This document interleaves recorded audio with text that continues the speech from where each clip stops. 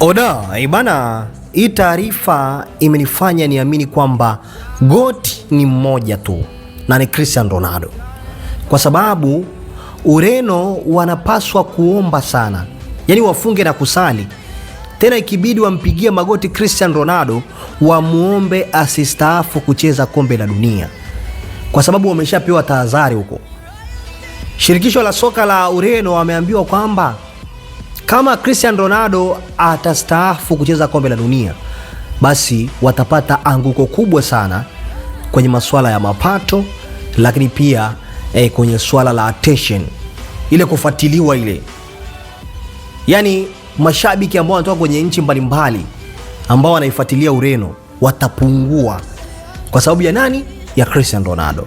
Kuna siku nilimsikiza João Neves akiwa na mke wake anasema kwamba Ronaldo ni binadamu kama binadamu wengine, ni mchezaji kama wachezaji wengine, lakini alipaswa kujua kwamba bila Cristiano Ronaldo hiyo Ureno angeifuatilia yeye na huyo mke wake.